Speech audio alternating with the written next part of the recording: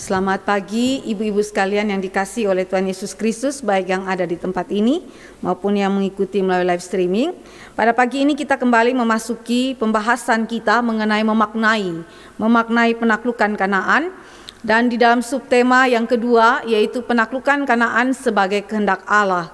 Di dalam pembahasan Yosua pasal 1 ayat 1 sampai dengan ayat yang ke-18. Mari kita siapkan Alkitab kita dan kemudian kita berdoa meminta anugerah Tuhan di dalam perenungan firman Tuhan ini. Mari kita berdoa. Bapa di dalam kerajaan surga, kami datang kepada Tuhan.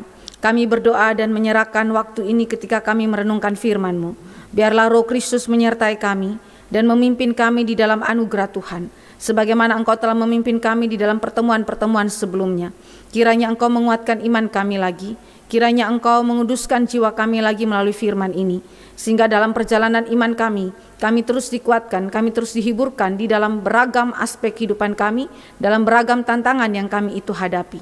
Terima kasih Bapa di sorga. Kami serahkan waktu ini di dalam pimpinan dan penyertaan Tuhan semata. Dalam nama Yesus Kristus Tuhan kami berdoa. Amin.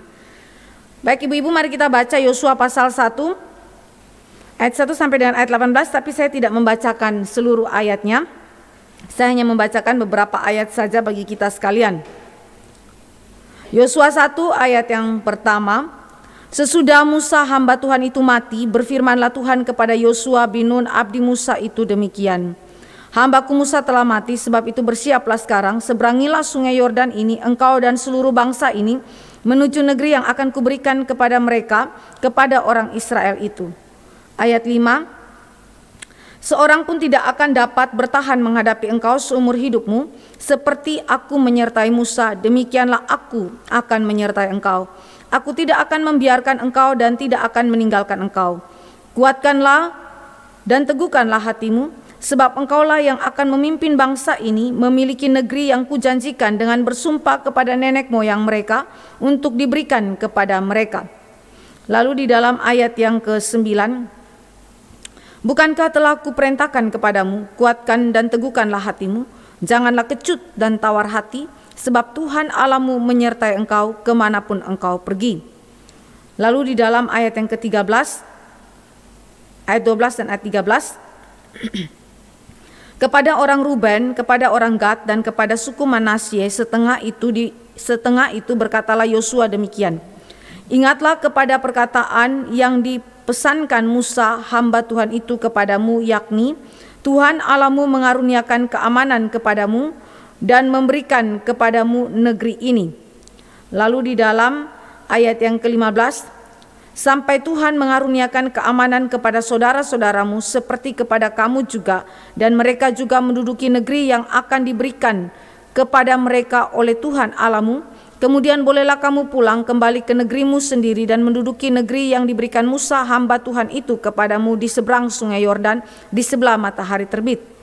Lalu ayat yang ke-17 sampai ayat yang ke-18, sama seperti kami mendengarkan perintah Musa, demikianlah kami akan mendengarkan perintahmu. Hanya Tuhan Allahmu kiranya menyertai engkau seperti Ia menyertai Musa. Setiap orang yang menentang perintahmu dan tidak mendengarkan perkataanmu, apapun yang kau perintahkan kepadanya, dia akan dihukum mati. Hanya kuatkan dan teguhkanlah hatimu. Demikian pembacaan firman Tuhan. Bapak Ibu yang dikasihi oleh Tuhan Yesus Kristus, ketika kita berbicara mengenai penaklukan tanah Kanaan, ini adalah kehendak Allah, ini bukan kehendak Yosua, ini bukan kehendak Musa, ini bukan kehendak daripada orang Israel, tetapi ini adalah kehendak kekal Allah bagi umatnya. Nah, mari kita lihat ada beberapa poin besar yang kita akan renungkan terkait dengan penaklukan tanah Kanaan sebagai kehendak Allah. Yang pertama, kita melihat bahwa Kanaan adalah warisan bagi umat Allah. Warisan bagi umat Allah. Ketika kita membaca ayat yang pertama sampai dengan ayat yang kedua, saudara dan saya berjumpa dengan perintah Allah untuk menaklukkan tanah Kanaan. Perintah ini sekali lagi adalah perintah yang imperatif, yang dimana Yosua harus menaatinya. Nah, uniknya adalah perintah ini dimulai dengan kalimat dalam ayat yang pertama, sesudah Musa hamba Tuhan itu mati. Apa maksudnya kalimat ini, sesudah Musa hamba Tuhan itu mati? Mengapa Allah memulai perintahnya dengan mengatakan hamba Tuhan itu yaitu Musa itu sudah mati? Nah, mari kita lihat di sini ada beberapa hal mengapakah pembukaan dari perintah Tuhan ini dengan kalimat tersebut.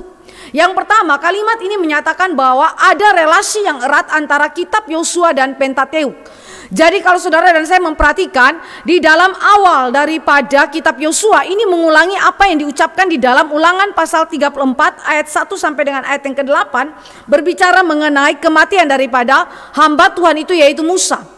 Dan kemudian kalau saudara dan saya bandingkan lagi dalam kitab Hakim-Hakim dan juga kitab Yosua nantinya, kita lihat bahwa ternyata di dalam Yosua 24 ayat 29 mencatat mengenai kematian Yosua, dan kemudian itu diulangi di dalam Hakim-Hakim pertama dan kemudian disebutkan juga dalam Hakim-Hakim 2 ayat yang ke-8. Kita lihat misalnya Yosua 24 ayat yang ke-29. Pola ini dipakai juga di dalam Alkitab selanjutnya ya. Kita lihat di dalam pasal 24 ayat 29. Dan sesudah peristiwa-peristiwa itu maka matilah Yosua bin Nun hamba Tuhan itu ketika berumur 110 tahun. Sesudah peristiwa itu matilah Yosua bin Nun. Lalu di dalam Hakim-Hakim 1 ayat 1, sesudah Yosua mati, orang Israel bertanya kepada Tuhan, siapakah daripada kami yang harus lebih dahulu maju menghadapi orang Kanaan untuk berperang melawan mereka? Lalu 2 ayat yang ke-8 juga membicarakan hal yang sama.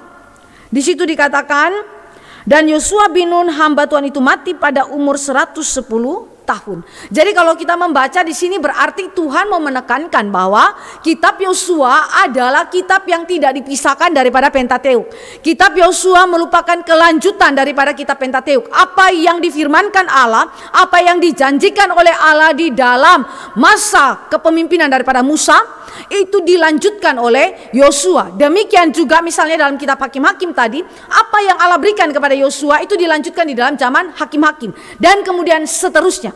Jadi saudara dan saya melihat betapa korelasi ini tidak boleh dipisahkan. Kenapa Alkitab berkata sesudah Musa hamba Tuhan itu mati untuk kemudian menjadi pendahuluan bagi perintah Allah untuk menaklukkan tanah Kanaan. Kedua, introduction ini juga berbicara mengenai keberlanjutan karya Allah atas Israel melalui para pemimpin kunci. Kalau saudara ingat ketika minggu yang lalu saya berbicara mengenai selayang pandang kitab Yosua, kita menemukan bahwa di dalam kitab Yosua itu berbicara mengenai teokrasi. Berarti Allah memimpin umat Allah secara langsung melalui daripada pemimpin-pemimpin kunci yang dia tunjuk untuk menjadi pemimpin atas umat Allah. Jadi ketika dia mengatakan sesudah hamba Tuhan itu Musa itu mati, maka kemudian bangkitlah Yosua yang ditetapkan oleh Tuhan, itu berarti ada keberlanjutan kepemimpinan Allah atau teokrasi Allah. Allah berbicara bahwa umat Allah ada di dalam pemerintahannya sekalipun pemimpin yang ditunjuk oleh Allah itu sudah mati. Jadi berarti Allah tetap berkarya, Allah memerintah umatnya, memimpin umatnya mencapai apa yang menjadi kehendak kekal Allah bagi umatnya terkait dengan penaklukan tanah Kanaan, walaupun para pemimpin manusia itu sudah mati. Saudara yang dikasih oleh Tuhan Yesus Kristus, hari ini saudara dan saya ketika menjumpai pemimpin besar kita, Stephen Tong misalnya, Tuhan panggil pulang. Saudara jangan khawatir, karena apa? Siapa pimpin kita? Bukan pendeta Stephen Tong, tetapi Allah pimpin kita. Walaupun bukan di dalam sistem teokrasi tentunya, tetapi saudara dan saya melihat suatu prinsip yang sama, bahwa Allah berkarya memimpin umat Allah melalui para pemimpin kunci. Tetapi jika para pemimpin ini mati pun, Allah akan tetap pimpin umatnya, dan Allah bangkitkan pemimpin baru untuk menggantikan pemimpin yang lama. Jadi saudara, ini menjadi sesuatu kekuatan bagi umat Allah bahwa Allah tetap berkarya dalam hidupnya dan memimpin langsung kehidupan daripada umat Allah melalui para pemimpin. Nah, uniknya saudara dan saya melihat di sini, ketika Allah berbicara untuk menunjuk Yosua menaklukkan tanah Kanaan, Allah kasih sebutan yang berbeda kepada Musa dan juga kepada Yosua. Saudara lihat di situ, Musa disebut sebagai hamba Tuhan, tetapi Yosua disebut sebagai abdi Musa. Ada perbedaan saudara di dalam sebutan. Nah, mari kita mulai melihat mengenai kenapakah Allah membedakan sebutan ini. Dan ini diungkapkan dengan terus terang di dalam kitab Yosua. Saudara, mari kita lihat. Yang pertama, mengapa Musa disebut sebagai hamba Tuhan dan Yosua disebut sebagai abdi Musa? Karena tugas Musa membawa Israel keluar dari Mesir dan memasuki tanah Kanaan itu belum tuntas dilakukan oleh Musa. Saudara, di satu pihak Musa disebut sebagai hamba Tuhan, tetapi di pihak lain Alkitab menunjukkan bahwa Musa tidak tuntas melakukan tugas yang Allah berikan kepada dia. Mari kita lihat di dalam Keluaran 3 ayat yang ke-8. Apa perintah Tuhan kepada Musa? Keluaran 3 ayat yang ke-8. Ini adalah panggilan Allah bagi Musa, ayat yang ke-8. Sebab itu aku telah turun untuk melepaskan mereka dari tangan orang Mesir dan menuntun mereka keluar dari Mesir, dari negeri itu ke suatu negeri yang baik dan luas, suatu negeri yang berlimpah-limpah susu dan madunya, ke tempat orang Kanaan, orang Het, orang Amori, orang Feris, orang Hewi, dan orang Yebus. Berarti Allah perintahkan Musa untuk apa? Bawa Israel keluar dari Mesir, masuk tanah Kanaan. Lalu ayat yang ke-10, jadi sekarang pergilah aku mengutus engkau kepada Firaun untuk membawa umatku orang Israel keluar dari Mesir. Dan ayat 15 sampai ayat yang ke-17 kembali ditegaskan mengenai tanda bahwa Musa akan membawa Israel keluar dari Mesir dan akan memasuki tanah Kanaan. Saudara, ketika Musa menjalani itu, perintah Allah ini, apakah Musa tuntas melakukannya?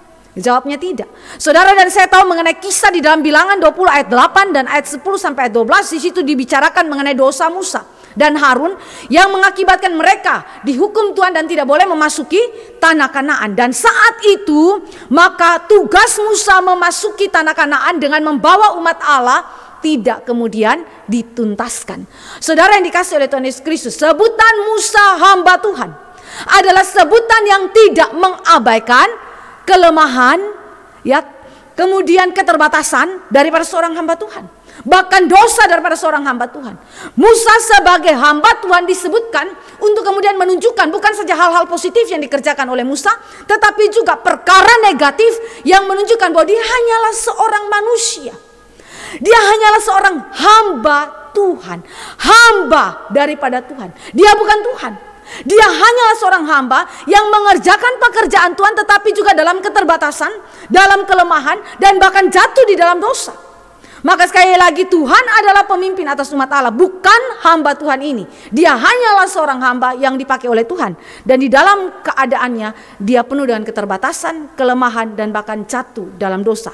Kalau saudara lihat, ini berarti Allah kita adalah Allah yang tidak menyembunyikan fakta, ya, kejujuran daripada hidup seorang hamba Tuhan, ya. Jadi kalau saudara dan saya lihat ada hamba Tuhan, gembala jemaat, saudara sungguh-sungguh mengerjakan pelayanan Tuhan, tetapi di pihak lain ada keterbatasan, kelemahan, bahkan dia jatuh dalam dosa. Saudara ingat, dia hanyalah seorang hamba Tuhan dan bukan Tuhan itu sendiri. Selain daripada itu, saudara dan saya melihat bahwa di dalam sisi yang positif, Ulangan 34 ayat 10 sampai ayat yang ke-12, di waktu yang lampau kita sudah lihat bahwa ini adalah suatu sebutan hamba Tuhan bagi Musa yang merupakan sebutan istimewa Allah berikan kepada Musa. Dan saudara, ketika kita melihat hal ini, mengapakah Allah sebutnya sebagai hamba Tuhan? Ini adalah sebuah sebutan istimewa. Dua hal, karena Allah menyatakan kesetiaan Musa kepada Allah dan umatnya dalam seluruh kepemimpinannya. Saudara dan saya juga ingat mengenai bagaimana Musa memimpin Israel, bagaimana kesukaran yang Allah itu kemudian izinkan Musa sebagai pemimpin itu alami. Dan Alkitab berkata, dia setia dalam segenap rumah Tuhan. Dia melayani jemaat Tuhan, sekalipun jemaat itu tegar tengkuk, jemaat itu adalah pemberontak, tapi dia setia dalam seluruh kepemimpinannya sampai akhir. Jadi waktu kita berbicara hamba Tuhan itu setia, saudara harus ingat baik-baik bahwa kata setia di dalam aspek pelayanan kepada Allah sampai mati dalam kepemimpinannya. Setia, tekun mengerjakan itu walaupun apa? Dilawan, ditentang, dimaki-maki, bahkan mau dipukulin oleh jemaat misalnya. Saudara setia, umat Allah dipimpin oleh Musa dengan setia, tekun sampai akhir. Maka Allah menyebut dia hamba Tuhan, hambaku yang setia. Dan kemudian yang kedua, ini adalah sebutan istimewa dari Allah bagi Musa. Karena apa? Ini menyatakan bahwa Musa tidak pernah terpisah dari kehadiran Allah. Kalau saudara lihat dalam Ulangan 33 ayat 1, Allah memberikan kepada kita keterangan bahwa Musa adalah hamba Tuhan yang mana Allah berbicara dengan begitu amat dekat. Ya, sesuatu yang begitu dekat, seorang sahabat bagi Tuhan. Jadi waktu kita melihat ini adalah sebutan yang menunjukkan keterbatasan daripada Musa, keberdosaan daripada Musa, tetapi di sisi lain sekali lagi Tuhan melihat Musa sebagai pribadi yang sangat-sangat dekat dengan Allah kita. Jadi saudara, kita melihat bahwa Musa hamba Tuhan adalah alat yang Allah pakai sebagai hamba untuk melayani dia. Nah, sekarang mari kita lihat sekilas mengenai keunikan Musa dibandingkan Yosua, yang mana Yosua tidak mendapatkan sebutan sebagai hamba Tuhan. Kita lihat ini sudah sempat saudara dan saya bahas di dalam kitab Ulangan. Bagaimana keunikan Musa dibandingkan dengan para nabi lainnya dan juga dalam kepemimpinan Yosua. Yang pertama, saudara saya melihat bahwa dia adalah pengantara dari hukum-hukum Allah. Tidak ada Taurat yang diturunkan kepada para nabi lainnya kecuali oleh Musa saja. Para nabi lainnya meneruskan, tetapi Musa adalah pionirnya. Allah memakai dia sebagai pengantara daripada hukum-hukum Allah. Dasar konstitusional bagi berdirinya Israel sebagai suatu bangsa pilihan Allah. Ini tidak diberikan kepada para nabi lainnya, bahkan kepada Yosua, pengganti daripada Musa. Kedua, Musa adalah pemimpin dan penyelamat bagi Israel, termasuk membuat segala tanda dan mujizat yang ajaib di Mesir dan di antara bangsa Israel yang tidak diulang kembali. Hanya terjadi pada zamannya Israel. Eksodus terjadi satu kali saja dalam hidup Israel sebagai bangsa. Setelah itu tidak ada lagi. Lalu kemudian masuk dalam perjanjian yang baru ketika Kristus sebagai Musa yang kedua. Kalau saudara ingat tentang pembahasan kitab Ulangan. Dan kemudian kita lihat bahwa Musa adalah setia dalam segenap rumah Allah. Seperti tadi saya katakan, dia setia sampai akhir kepemimpinan dia. Berikutnya, dia berbicara berhadap-hadapan muka dengan Allah kita. Jadi relasi yang sangat intim dengan Allah sebagaimana tadi saya sudah sempat sebutkan. Jadi ini ada sesuatu yang tidak diberikan Allah kepada Yosua ataupun kepada para nabi lainnya. Karena Allah memakai sarana tertentu untuk berbicara kepada mereka, tetapi kepada Musa Allah berbicara muka dengan muka. Lalu Alkitab juga berkata dalam Bilangan 12 ayat 3, sekalipun Musa ditolak dengan begitu keras oleh Israel, Tuhan berkata, Musa adalah seorang yang lembut hati. Dia tahan terhadap situasi itu. Dia berjuang sampai dengan akhir kepemimpinan dia di dalam kesetiaan kepada Tuhan. Lembut hati. Seorang pendoa syafaat bagi umat Allah. Ya, ini adalah sesuatu yang begitu penting sebagai nabi Tuhan. Dan seorang yang memberkati umat Israel. Seorang juga yang menjadi tipologi Kristus, Nabi Agung yang akan datang sebagai Musa kedua. Nah saudara, sekali lagi ini adalah highlight kembali terhadap pembahasan saudara dan saya di dalam kitab Ulangan yang beberapa waktu lampau telah kita bahas. Saudara ingat kembali, sebutan hamba Tuhan kepada Musa adalah hak istimewa yang Allah berikan kepada Musa yang tidak diberikan kepada Yosua. Sehingga ini adalah sesuatu yang begitu unik. Dan kemudian saudara dan saya melihat bahwa kepemimpinan Musa itu seperti sesuatu yang merupakan apa ya, kalau kita bilang tawarnya kepemimpinan di dalam kehidupan daripada bangsa Israel. Sehingga dengan kematian Musa adalah sesuatu yang cukup mengguncang bagi kehidupan Israel. Tetapi sekali lagi Allah memberikan kepemimpinan penggantinya bagi seorang Yosua yang disebut sebagai abdi Musa, bukan hamba Tuhan. Nanti kita akan lihat bagaimanakah Yosua itu disebut sebagai abdi Musa selanjutnya. Jadi dengan demikian kita melihat sekali lagi ada pergantian kepemimpinan ya di dalam pelayanan daripada Musa kepada Yosua. Tetapi sekali lagi ada sesuatu yang begitu pasti yang tetap dikerjakan dalam kehidupan Israel adalah kepemimpinan Allah atas hidup Israel. Untuk Israel sampai kepada penggenapan janji Tuhan, yaitu apa? Penaklukan tanah Kanaan sebagai hak waris daripada umat Allah. Nah sekarang hal yang kedua kita lihat di dalam Kanaan sebagai warisan umat Allah adalah bahwa ayat 2 dan ayat yang ketiga di dalam kitab Yosua, di situ dikatakan bahwa tanah Kanaan itu adalah anugerah Allah semata bagi umat Allah. Anugerah Allah semata. Minggu lalu saya sempat singgung ini, bahwa tanah Kanaan adalah anugerah Allah semata. Mari kita lihat ayat 2 dan ayat yang ketiga. Ada kalimat yang kemudian menjadi perdebatan daripada beberapa ahli perjanjian lama. Di situ dalam ayat yang kedua dan ayat yang ketiga ada kalimat yang memberikan bentuk waktu yang berbeda. Kita lihat misalnya di dalam ayat 2, di situ dikatakan negeri yang akan kuberikan. Lalu di dalam ayat yang ketiga, kuberikan kepadamu. Ya, setiap tempat yang akan diinjak oleh telapak kakimu kuberikan kepadamu. Nah, perdebatan ini berkaitan dengan siapa yang memberikan tanah Kanaan dan kapan tanah Kanaan itu diberikan kepada Israel. Saudara, tentu kita tahu siapa yang memberikan tanah Kanaan, tapi kapankah tanah Kanaan itu diberikan kepada Israel itu menjadi satu perdebatan. Tetapi kita tidak akan membahas perdebatan itu seperti apa.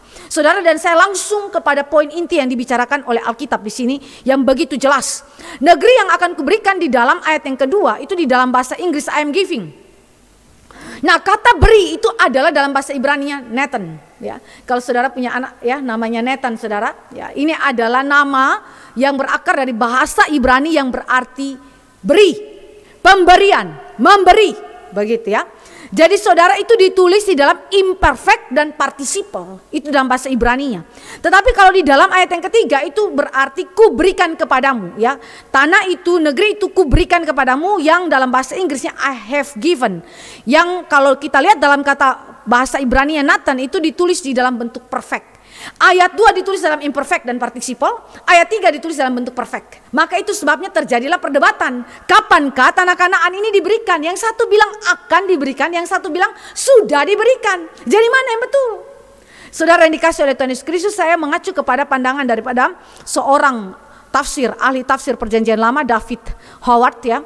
Dia bicara mengenai apa yang kita dapat mengerti dengan penggunaan kata imperfect dan participle terkait dengan kata beri, dan juga penggunaannya di dalam bentuk perfect. Mari kita lihat ada 4 hal yang mau dibicarakan di dalam penggunaan bentuk tenses yang berbeda ini. Yang pertama, tanah Kanaan adalah pemberian Allah semata kepada Israel. Jadi Yosua dan umat Allah yang berperang dalam penaklukan itu hanyalah agen-agen daripada pemberian Allah. Jadi penekanan yang terutama, I am giving, I have given, berarti Allah sebagai pemberi. Allah adalah pribadi yang menginisiasi pemberian daripada hak waris terhadap tanah perjanjian, yaitu Kanaan itu. Kedua, yang ditekankan di dalam ayat 2 dan ayat yang ketiga adalah tanah Kanaan bukan saja adalah pemberian Allah bagi Israel, tetapi diserahkan untuk ditaklukkan, diberikan lalu diserahkan untuk ditaklukkan. Berarti saudara, Yosua itu sedang menekankan bahwa penaklukan tanah Kanaan tidak dapat dilepaskan dengan kekuatan Allah semata. Ini bukan kekuatan manusia. Mari kita lihat di dalam ayat yang ketiga. Setiap tempat yang akan diinjak oleh telapak kakimu, ku berikan kepadamu, perfect ya, seperti yang telah ku janjikan kepada Musa. Jadi berbicara mengenai apa? Bukan saja pemberian Allah, tetapi ini adalah penaklukan terhadap tanah Kanaan itu sungguh-sungguh adalah berasal daripada kekuasaan Tuhan. Kekuatan Allah semata dan bukan andil atau kekuatan manusia. Ketiga, tanah Kanaan diberikan pada zaman Yosua. Saudara, ini adalah di dalam waktu Tuhan. Waktu Tuhan. Allah berjanji kepada para patriark, kita ingat pertama kali Allah berjanji kepada Abraham. Tetapi kemudian tidak digenapi pada zaman Abraham, Ishak, Yakub. Tetapi juga dalam zamannya Musa tidak digenapi. Satu-satunya penggenapan itu terjadi pada zamannya Yosua. Jadi ini berkaitan dengan apa? Berkaitan dengan penetapan waktu Allah di dalam pemberian daripada tanah Kanaan untuk ditaklukkan pada zaman Yosua. Jadi sekali lagi semuanya berkaitan dengan apa? Anugerah Allah, anugerah Allah, anugerah Allah. Diberikan Allah, diserahkan untuk ditaklukkan dengan kekuasaan Tuhan, dan kemudian diberikan pada waktu Tuhan. Jadi tidak ada seorang manusia pun yang dapat desak Tuhan Allah untuk segera beri kami tanah yang adalah tanah yang penuh dengan susu dan madu itu. Tidak ada seorang pun yang bisa desak Tuhan. Untuk apa? Menyesuaikan dengan waktu dia. Tidak bisa. Allah yang beri itu Allah yang atur waktunya kapan dia beri bagi kita. Ya, saudara yang dikasih oleh Tuhan Yesus Kristus, ini ada sesuatu yang begitu indah karena umat Allah menanti-nantikannya, tetapi Tuhanlah yang memberikannya pada waktunya. Keempat, tanah Kanaan diberikan dengan dua perspektif. Dengan dua perspektif. Kita lihat ya. Tanah Kanaan telah diberikan sebagai milik pusaka hak waris Israel dalam nuansa perfect. Ayat yang ketiga. Jadi berarti tanah itu sudah menjadi hak waris daripada umat Allah. Tetapi yang kedua, tanah Kanaan diberikan dalam proses, nuansa imperfect dan participle. Berarti Allah adalah pemberi dan penjamin dari proses kepemilikan tanah Kanaan. Di satu pihak secara status saudara adalah pewaris daripada perjanjian ini, tanah perjanjian ini. Tetapi di pihak lain untuk mendapatkan itu ada suatu proses yang harus dilewati untuk dapat mencapai perjanjian kekal Allah itu. Saudara, di sini kita melihat bahwa Allah ketika berjanji kepada umatnya tidak pernah mengabaikan tanggung jawab umat Allah di dalam merealisasikan perjanjian Allah dalam kehidupan mereka. Di situ dikatakan bahwa bersiaplah, seberangilah sungai Yordan menuju negeri yang akan kuberikan kepada orang Israel. Dan kemudian setiap tempat yang akan diinjak oleh telapak kakimu. Bicara mengenai apa? Adanya proses. Adanya sebuah perjuangan yang harus dilakukan oleh umat Allah. Saudara yang dikasih oleh Tuhan Yesus Kristus, di dalam koridor perjanjian Allah, covenant, saudara dan saya tidak pernah bisa melepaskan aspek monoteisme. yang Allah kerjakan. Satu-satunya Allah kita, pribadi Allah Yahweh yang memberikan perjanjian, yang bersifat monergisme, bahwa hanya Dia saja yang memberikan perjanjian itu tanpa andil manusia. Tetapi di pihak lain Allah membicarakan mengenai sinergisme, adanya kerjasama antara umat Allah dengan Allah di dalam proses penggenapan janji Allah bagi umatnya. Jadi dua hal ini adalah sesuatu yang begitu penting. Allah sebagai pribadi yang mengaruniakan anugerahnya bagi kita tanpa andil kita sama sekali, melibatkan saudara dan saya di dalam pertanggungjawaban untuk merealisasikan seluruh penggenapan janji Tuhan. Jadi dalam hal ini sekali lagi Allah selalu menempatkan tanggung jawab manusia termasuk di dalam perjuangan memperoleh janji dari tanah waris, yaitu Kanaan itu. Nah sekarang mari kita lihat, ini adalah 4 hal ya, dan kemudian 2 perspektif tadi yang kemudian kita bisa lihat di dalam mengapakah penggunaan tenses yang berbeda di dalam ayat 2 dan ayat yang ketiga ini untuk menegaskan bahwa tanah ini adalah tanah anugerah. Tanah ini adalah betul-betul bukanlah milik daripada Israel karena hasil usaha Israel, tetapi pemberian Allah semata, dan sungguh-sungguh adalah sesuatu yang hanya dapat diperoleh melalui kekuatan Allah semata. Jadi sekali lagi kita lihat Kanaan warisan dari Allah bagi umatnya. Jadi itu berarti kita mengingat nanti di dalam kaitan kita dengan tanah Kanaan sorgawi, saudara dan saya ingat di dalam minggu yang lalu, itu pun adalah pemberian Allah semata. Ketiga, kita lihat tanah Kanaan sebagai warisan umat Allah. Allah berbicara di dalam ayat 3 sampai dengan ayat yang keempat. Bukan saja berbicara mengenai tanah itu adalah anugerah Allah bagi umat Allah, yang harus dihormati pemberian Tuhan itu, yang harus diperjuangkan dengan sungguh-sungguh. Tetapi juga yang ketiga, Alkitab berbicara mengenai kesetiaan Allah dalam penggenapan perjanjiannya. Kita lihat di situ Alkitab menunjukkan kepada kita pengulangan perjanjian yang Allah ucapkan kepada para patriark, lalu kemudian diberikan kepada Musa dan juga diberikan kepada Yosua kembali. Ini ditulis di dalam bentuk pengulangan. Kita lihat misalnya Kejadian 12 ayat 1, ayat 5 sampai dengan ayat yang ke-7. Kejadian 15 ayat 18b sampai dengan ayat yang ke-21, Allah mengikat perjanjian dengan Abraham. Dan kemudian sekali lagi ini diulangi kepada Musa dan kemudian diulangi juga kepada Yosua, bahwa Allah memberikan tanah ini kepada umatnya. Allah setia.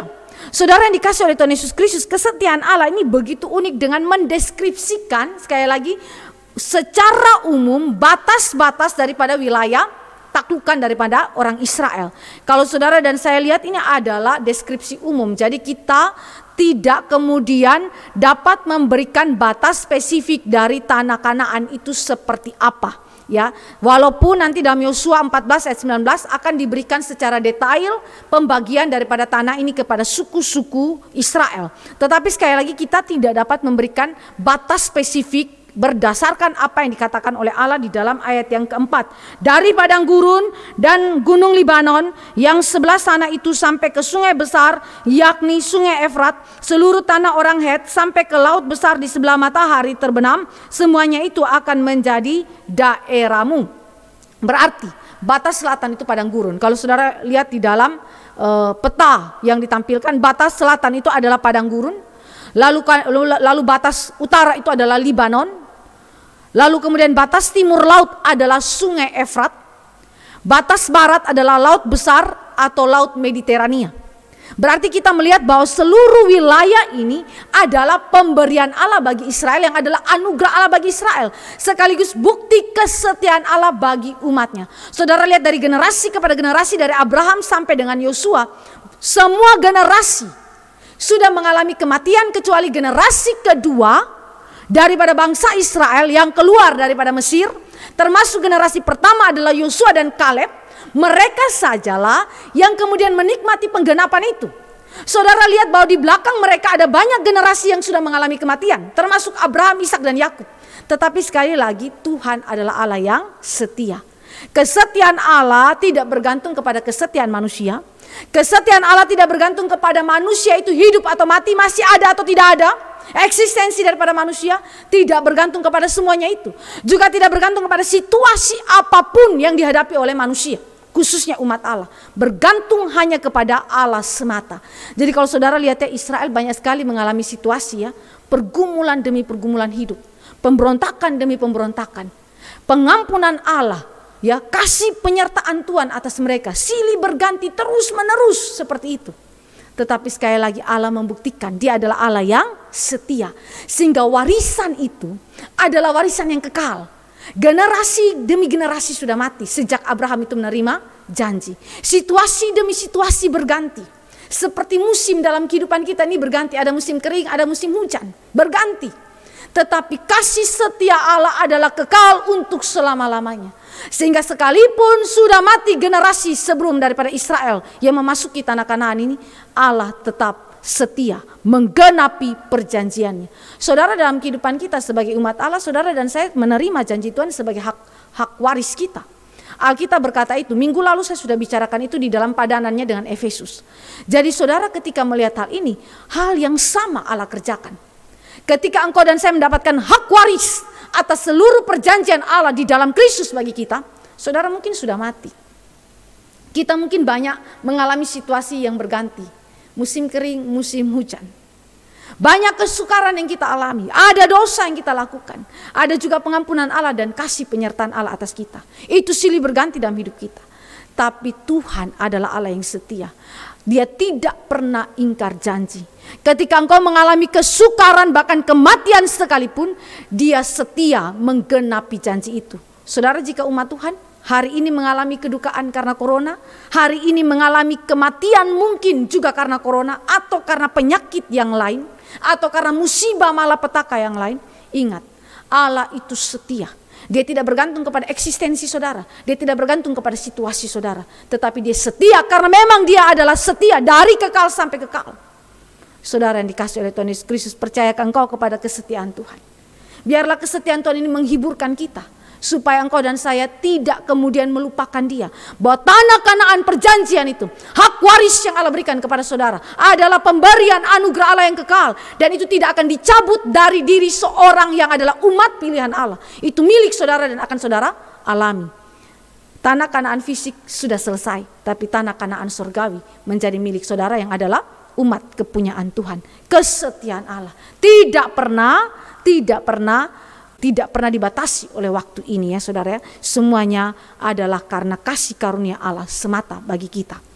Nah sekarang kita lihat kesetiaan Allah itu sekali lagi terlihat di dalam pengulangan demi pengulangan perjanjian ini kepada generasi demi generasi.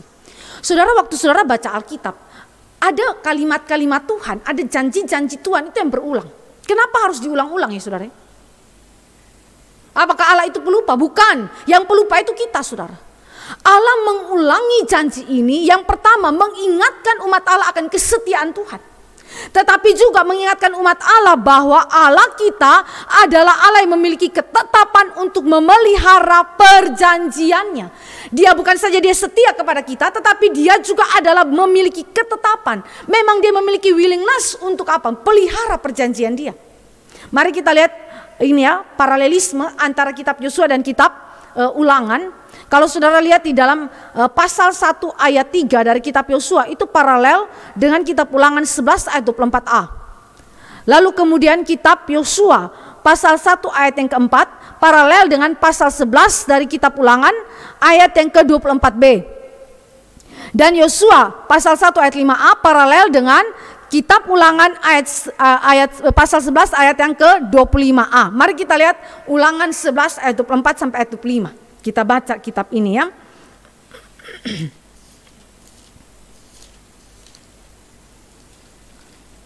Ulangan 11 ayat 24 sampai ayat yang ke-25. Setiap tempat yang diinjak oleh telapak kakimu, kamulah yang akan memilikinya. Mulai dari padang gurun sampai gunung Libanon, dan dari sungai itu yakni sungai Efrat sampai laut sebelah barat akan menjadi daerahmu.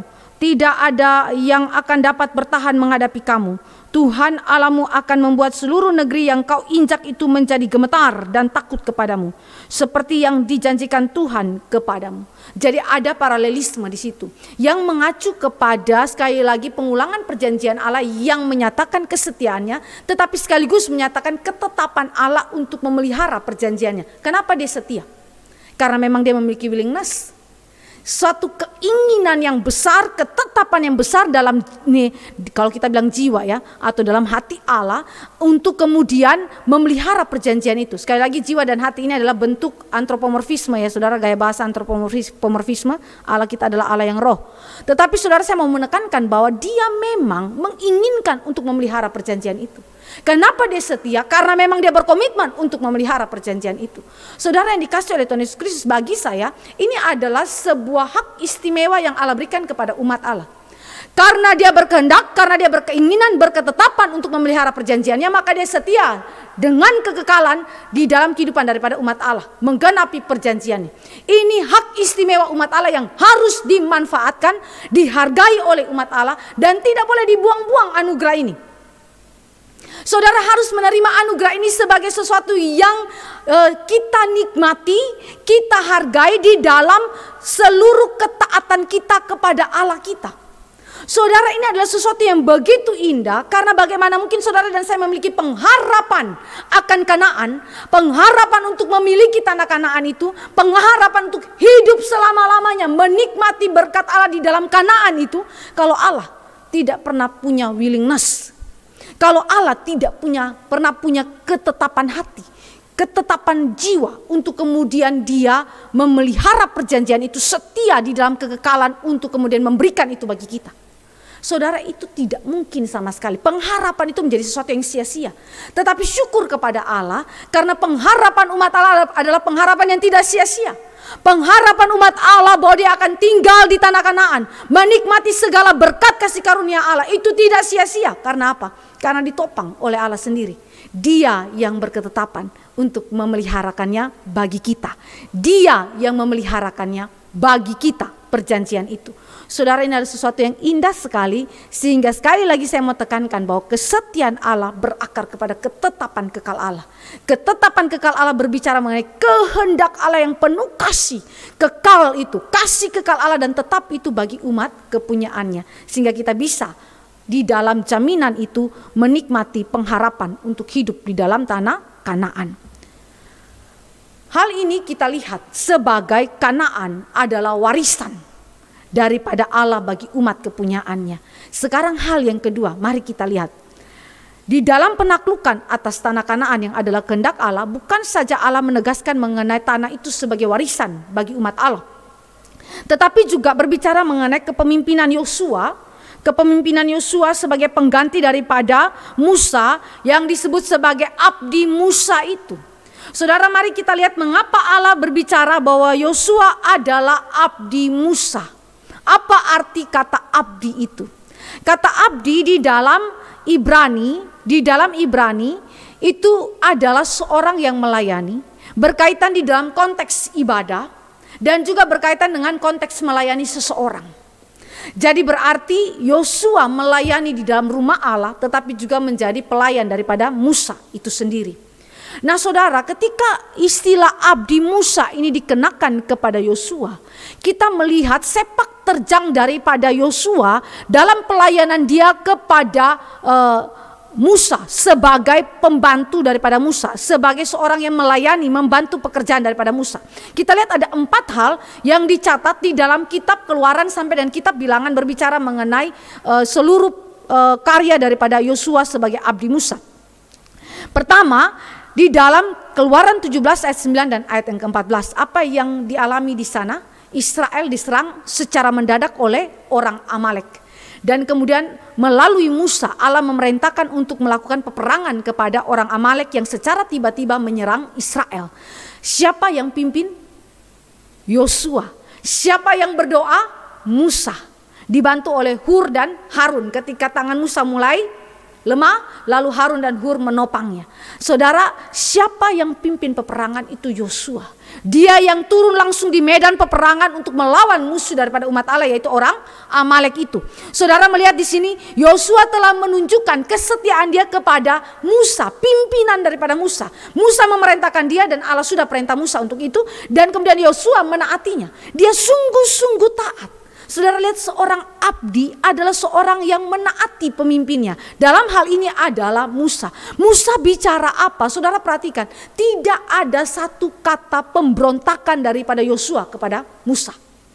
Yosua begitu taat, humble sekali orang ini. Padahal saudara, dia ahli strategi. Dia punya kemampuan perang, dia seorang muda. Yang kalau bilang bisa menggantikan Musa saat Musa hidup pun bisa. Tetapi Yosua adalah seorang yang rendah hati. Dia punya segala kemampuan strategi perang, ahli militer.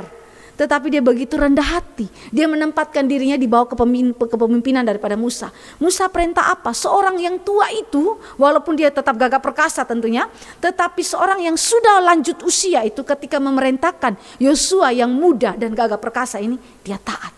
Dia taat sebagai pemimpin perang melawan Amalek. Jadi seorang yang begitu rendah hati, yang tidak mengandalkan segala kekuatannya untuk menyaingi Musa, pemimpinnya, tetapi dia rendah hati di bawah pimpinan daripada Musa. Kedua, Yosua itu menemani Musa ke Gunung Sinai. Mari kita lihat di dalam kitab Keluaran 24 ayat 13.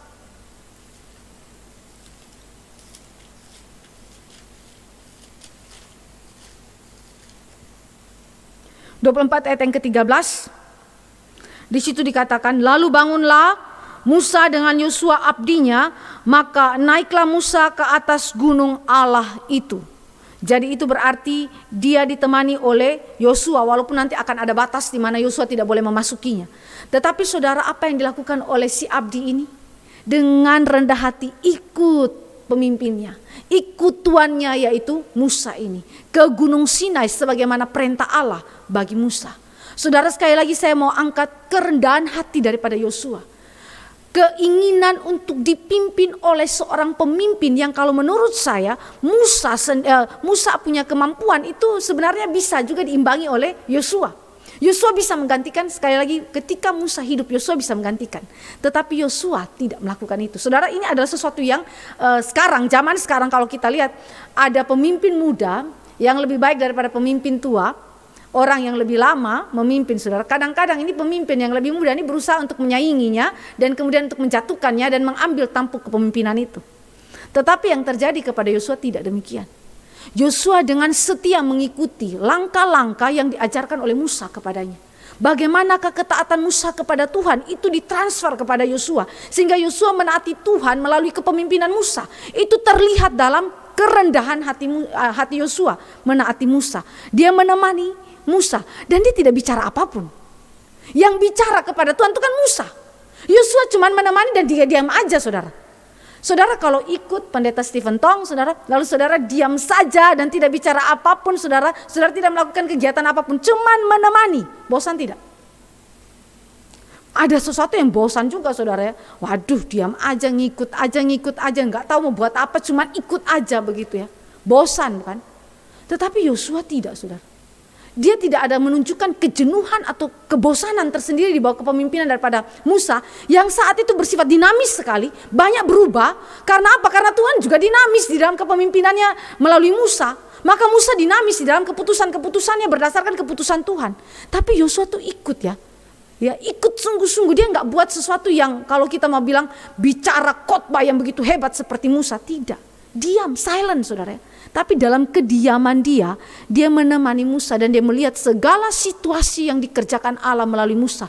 Dia mengamati itu semua dan itu adalah persiapan Tuhan bagi Yosua untuk apa? Menggantikan Musa setelah Musa mati. Allah mempersiapkan seorang muda ini di dalam kediamannya. Dia tidak banyak bicara. Ya, pembicaraan daripada Yosua itu paling banyak saudara temukan waktu dia di dalam pengintaian. Sebelum itu dia tidak banyak bicara, saudara. Tetapi sekalipun di dalam kondisi yang tidak banyak bicara ini, Allah lebih banyak bicara melalui Musa kepada Yosua. Allah menuntun dan mempersiapkan Yosua dengan cara Tuhan sendiri. Saudara, ini ada sesuatu yang sangat unik bagaimana Allah membentuk Yosua menjadi seorang pemimpin nantinya. Ketiga, dia membantu Musa dalam pelayanan di kemah pertemuan ketika Allah berbicara muka dengan Musa. Mari kita lihat Keluaran 33 ayat 11. Keluaran 33 ayat 11. Dan Tuhan berbicara kepada Musa dengan berhadapan muka seperti seorang berbicara kepada temannya. Kemudian kembalilah ia ke perkemahan, tetapi abdinya Yosua bin Nun, seorang yang masih muda, tidaklah meninggalkan kemah itu. Ya, dia ada di situ terus menerus. Ya, di waktu itu dia tidak meninggalkannya. Saudara, apa yang dipelajari di sana? Dia belajar mengenal Allah melalui apa yang Allah kerjakan kepada Musa. Belajar mengenal Allah, membantu Musa dalam pelayanan di dalam kemah pertemuan. Walaupun apa yang dia lakukan tidak disampaikan dengan detail di sana. Apa yang dia buat di sana? Ngapain dia tunggu di dalam kemah pertemuan itu? Ngapain dia di sana? Nggak ada dijelaskan, tidak dijelaskan secara detail apa yang dikerjakan oleh Yosua. Yang jelas ketika dia ada di kemah pertemuan, dia belajar satu poin, mengenal Allah melalui firman yang difirmankan Allah kepada Musa. Dia belajar untuk melayani Tuhan di dalam pekerjaan-pekerjaan yang Allah berikan kepada Musa, yang tentu didelegasikan kepada dia. Tetapi walaupun itu tidak dibicarakan secara detail, sekali lagi disebutkan secara ringkas saja, tapi kita melihat kesetiaan Yosua. Seorang yang betul-betul bantu Musa dengan tulus hati, tidak neko-neko. Ya, kalau hari ini saudara ketemu orang seperti ini blessing luar biasa bagi gereja, saudara. Kenapa, saudara? Karena tidak semua orang muda punya ketekunan seperti Yosua. Saudara, hari ini menggerakkan seorang muda untuk melayani dengan tekun, mengenal Allah, melakukan pekerjaan-pekerjaan Allah dalam rumah Tuhan susah. Anak muda kita, anak kandung kita sendiri, saudara, orang tua yang takut akan Tuhan, gerakan anak muda untuk setia seperti Yosua setia, sulit dapat hari ini. Bukan tidak bisa dapat, tetapi yang jelas itu sulit. Saudara, seperti seorang yang tidak banyak bicara ini, yang di dalam pekerjaannya pun jarang dijelaskan di dalam kitab Keluaran. Tetapi dia setia, tidak banyak menuntut, tidak mengeluh, tidak bersungut-sungut ketika Musa memerintahkan apa yang harus dikerjakan. Yosua itu bersama dengan Kaleb bin Yefune. Kita tahu di dalam pengintaian mereka menyatakan imannya kepada Allah dan kemudian mereka sajalah yang diizinkan masuk ke dalam tanah Kanaan. Saudara, iman Yosua dinyatakan di situ. Kesetiaan dia kepada Allah dan kepada hamba Tuhan itu yaitu Musa.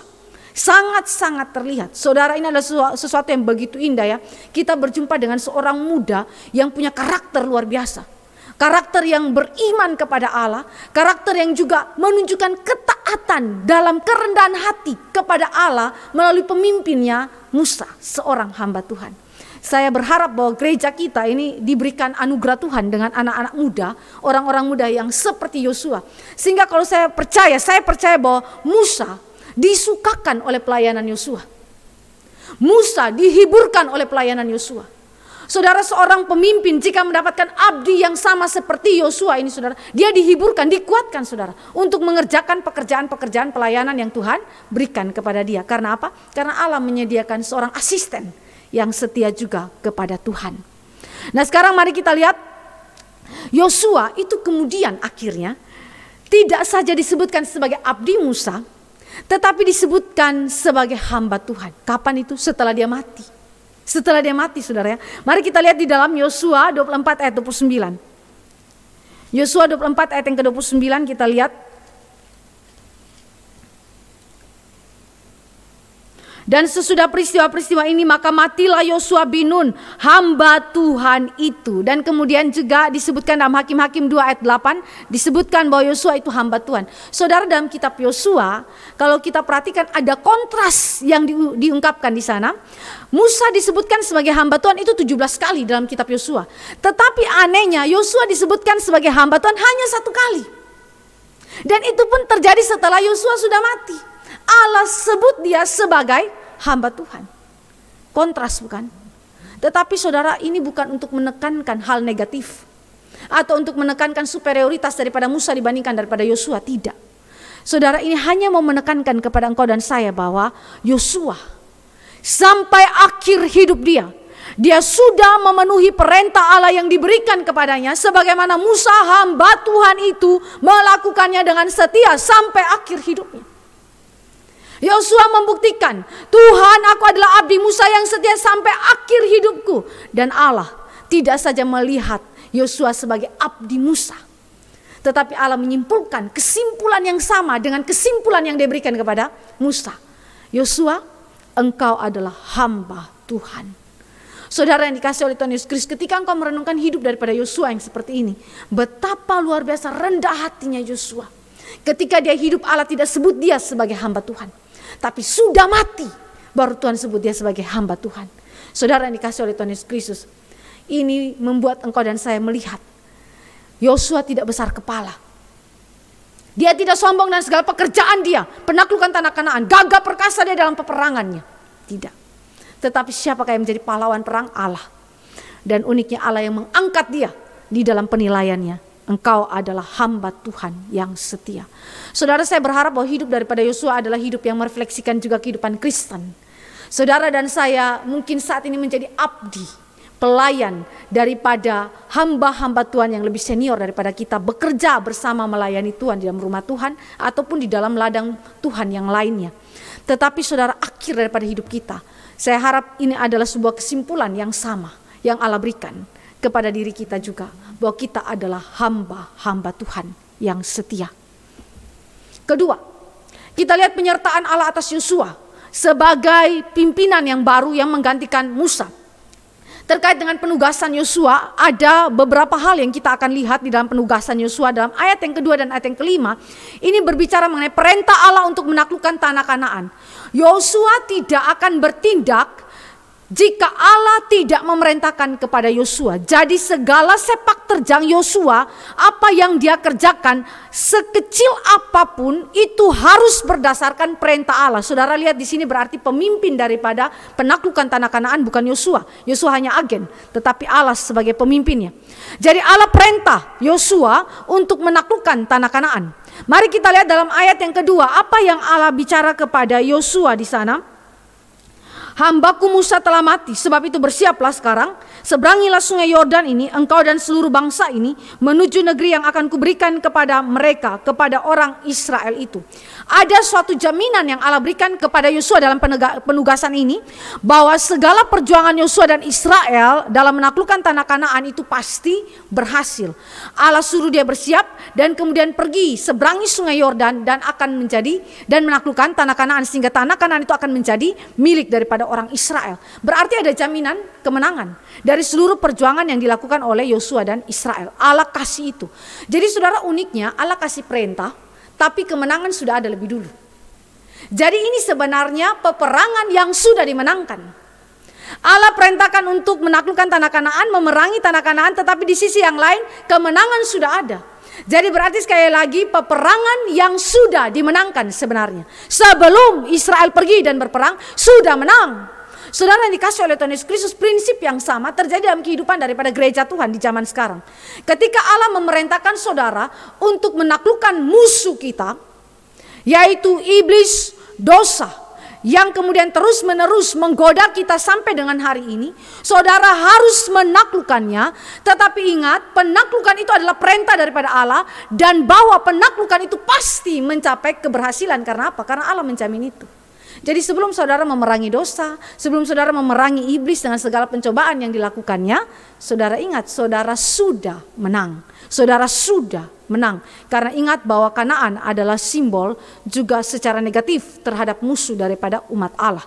Nah saudara yang dikasih oleh Tuhan Yesus Kristus, dengan demikian Alkitab memberikan kepada engkau dan saya bahwa peperangan orang Israel adalah mengacu kepada peperangan daripada orang Kristen yang mengalahkan dosa dan juga iblis. Tetapi Allah sudah menjamin kemenangan itu bagi kita. Kedua, di dalam ayat selanjutnya kita berjumpa kalimat daripada Tuhan Allah kepada Yosua, seperti aku menyertai Musa, demikianlah aku akan menyertai engkau. Ini adalah kalimat yang juga diberikan kepada para patriark. Kalau kita lihat misalnya di dalam Kejadian, kita lihat sebentar dalam Kejadian 26 dan Kejadian 31, Allah juga melakukan kalimat yang sama kepada para patriark. Kejadian pasal 26 ayat 3. Ishak Tinggallah di negeri ini sebagai orang asing, maka aku akan menyertai engkau dan memberkati engkau, sebab kepada mula dan kepada keturunan mula akan kuberikan seluruh negeri ini, dan aku akan menepati sumpah yang telah kuikrarkan kepada Abraham ayahmu. Apa yang dikatakan Allah di situ? Aku akan menyertai engkau dan memberkati engkau. Jadi penyertaan yang Allah berikan kepada Yosua adalah penyertaan yang sama yang telah dia berikan kepada Ishak. Begitu juga di dalam pasal 31 ayat yang ketiga. Yakub pasal 31 ayat yang ketiga, lalu berfirmanlah Tuhan kepada Yakub, pulanglah ke negeri nenek moyangmu dan kepada kaummu, dan aku akan menyertai engkau. Begitu juga di dalam kehidupan daripada Musa, Allah juga berkata, aku akan menyertai engkau. Jadi berarti penyertaan Allah adalah sebuah penyertaan yang diberikan bukan saja kepada Yosua, tetapi juga kepada semua umat pilihan Allah dalam beragam zaman. Semua kita akan mendapatkan penyertaan Allah. Kita ingat kalimat daripada Tuhan Yesus di dalam Matius 28. Aku akan menyertai engkau ya sepanjang zaman. Sepanjang zaman berarti Allah memberikan kepada kita konfirmasi penyertaan Dia dalam beragam situasi yang kita hadapi. Yosua berhadapan dengan musuh, yaitu orang-orang Kanaan. Kita berhadapan dengan musuh yang tidak kelihatan, yaitu dosa dan iblis itu. Kita mendapatkan penyertaan yang sama, penyertaan Allah yang sama. Saudara, ini ada sesuatu yang merupakan hak istimewa bukan saja oleh para pemimpin-pemimpin umat Allah, tetapi oleh seluruh umat pilihan Allah. Nah, kalimat daripada Allah untuk menjelaskan penyertaan Allah itu adalah, aku tidak akan membiarkan engkau dan tidak akan meninggalkan engkau.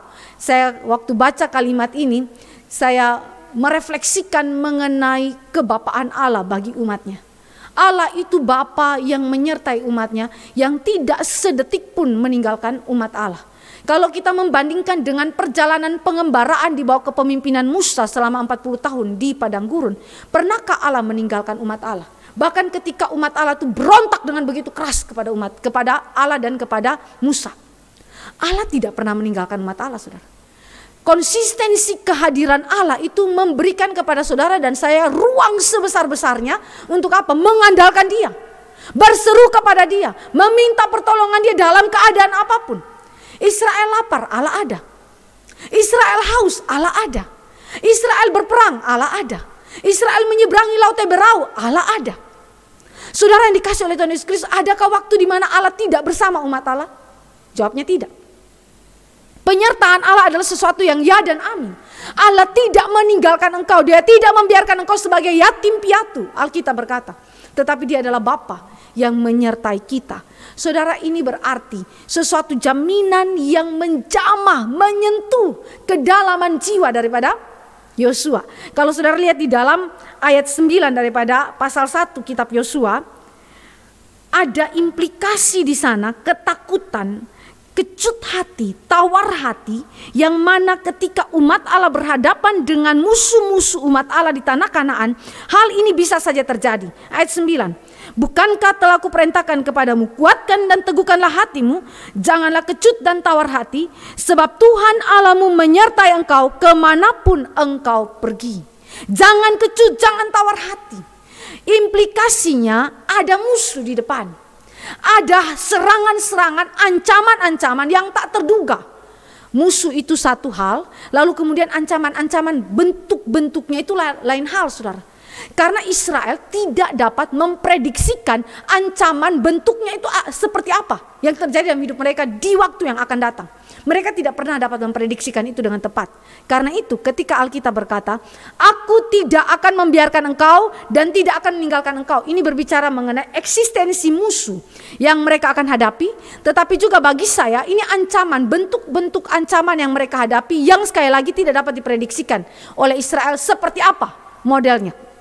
Nah, saudara, ketika kita aplikasikan dalam kehidupan kita sebagai umat Allah, saudara dan saya juga berhadapan dengan segala bentuk pencobaan dari iblis maupun dosa yang saudara tidak bisa prediksikan modelnya seperti apa.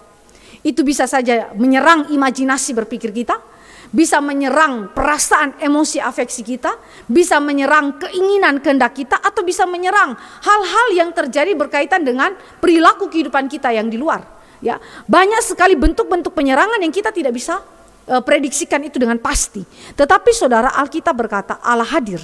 Dia menyertai kita dalam keadaan sedemikian. Musuh itu ada, eksistensi musuh itu ada, tetapi Allah menyertai kita. Ini adalah sesuatu hal yang begitu menguatkan umat Allah. Kedua, implikasi yang Allah berikan di sini adalah bahwa jaminan pasti atas kemenangan umat Allah, Yosua dan Israel itu adalah sesuatu yang ya dan amin. Ketiga, implikasi tentang kemenangan Yosua dan Israel ini adalah anugerah. Anugerah yang mana tidak dapat dipisahkan dengan relasi mereka terhadap Allah.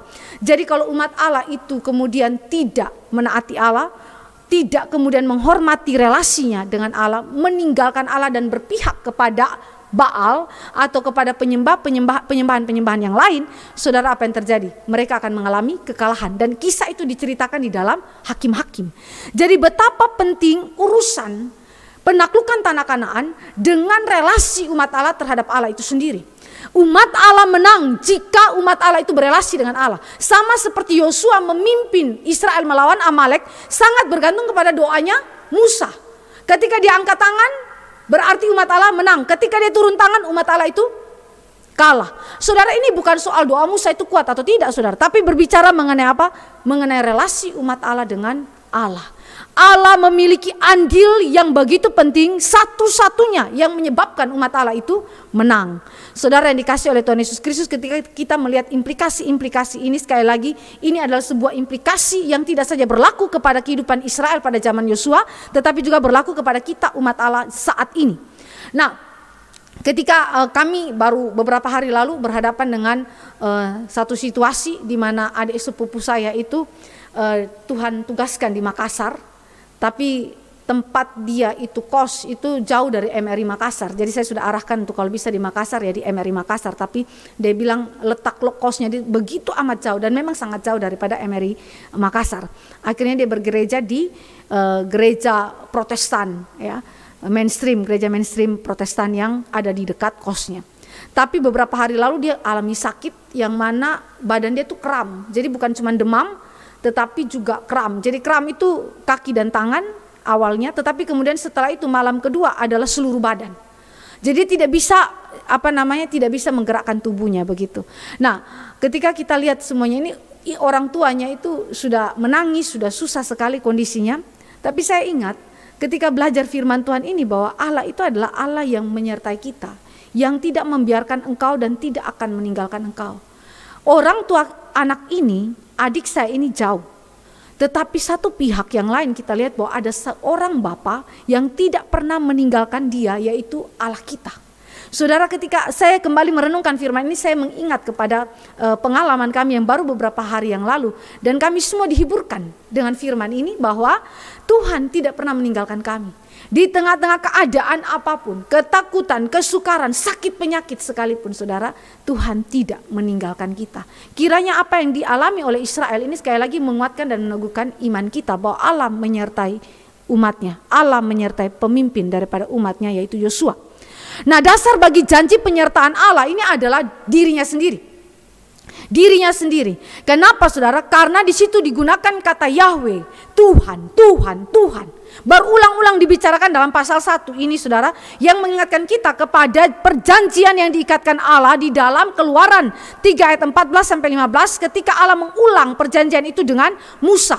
Allah berbicara bahwa nama diri dia adalah Yahweh dan dia adalah Allah perjanjian yang sudah mengikatkan perjanjian juga dengan para patriark. Kalau kita ingat di dalam waktu yang lampau kita pernah sebutkan mengenai karakter-karakter daripada nama Allah Yahweh ini ya, yang menyatakan karakter dia self-existent ya, adalah pribadi yang berada dari dirinya sendiri. Dia tidak terbatas, infinite ya. Dia tidak terbatas, berarti seluruh keberadaan itu berasal daripada dia. Keberadaannya tidak diciptakan, tidak berada dari perbuatan orang lain, tetapi dia berada dari dirinya sendiri.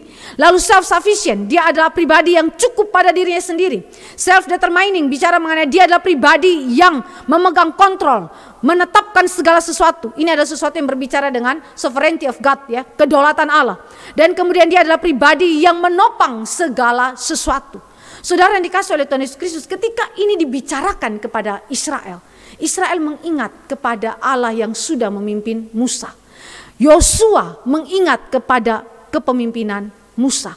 Saudara yang dikasih oleh Tuhan Yesus Kristus, Allah meneguhkan iman Yosua, memberikan konfirmasi kepada dia bahwa dialah Tuhan yang kemudian memastikan segala penaklukan tanah Kanaan di bawah kepemimpinan Yosua pasti mengalami keberhasilan. Karena apa? Karena memang didasarkan kepada dirinya sendiri yang adalah self-existent, infinite, self-sufficient, self-determining, dan self-sustaining. Jadi ini adalah sesuatu yang begitu penting ketika saudara dan saya memegang perjanjian Allah, kita ingat siapa diri Allah yang berjanji. Kita bukan saja memegang kepada janji itu sendiri, tetapi kepada siapa yang berjanji. Siapa yang berjanji ini penting, saudara.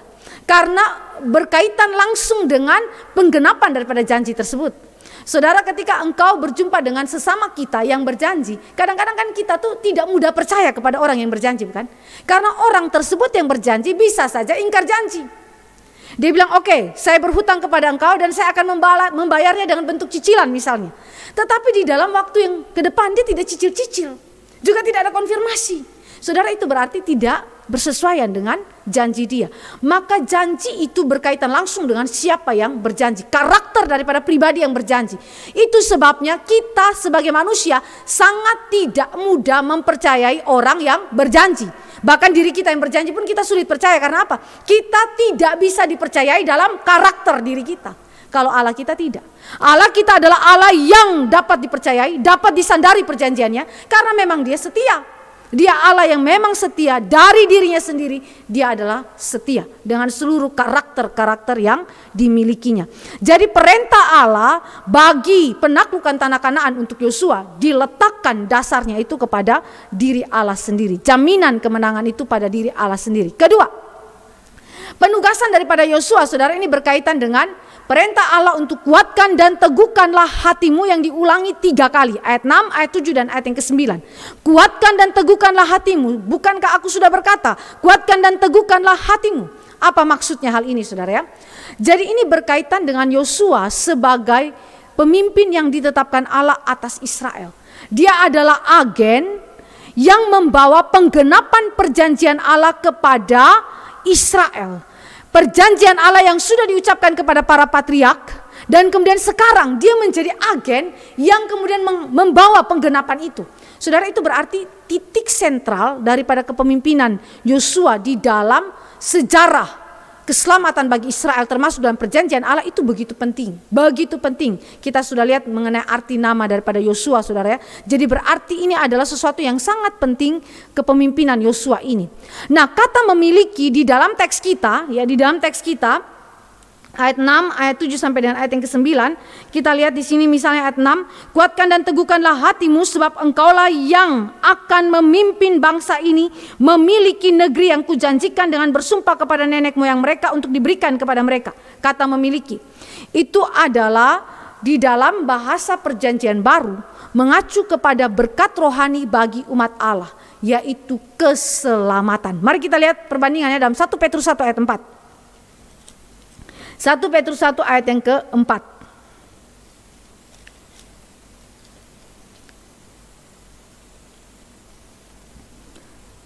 Untuk menerima suatu bagian yang tidak dapat binasa, yang tidak dapat cemar, dan yang tidak dapat layu yang tersimpan di sorga bagi kamu.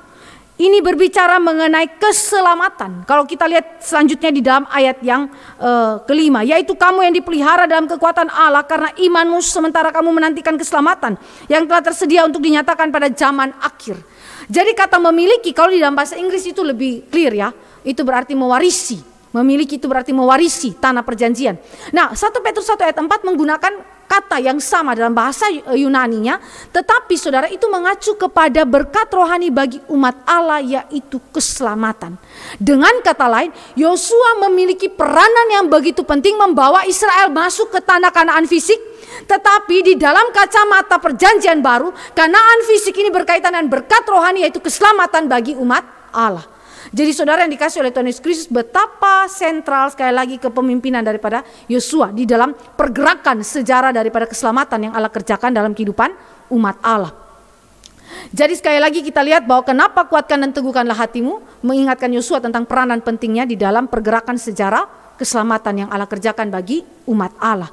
Ketiga, Penugasan daripada Yosua ini berkaitan dengan perintah Allah untuk memelihara atau menaati Taurat Tuhan. Ayat 7 sampai ayat yang ke-8.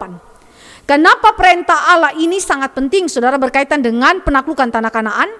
Karena Taurat Allah adalah penyataan firman Allah yang terjalin dengan sejarah penebusan dan berakar di dalam karya penyelamatan Allah atas umatnya.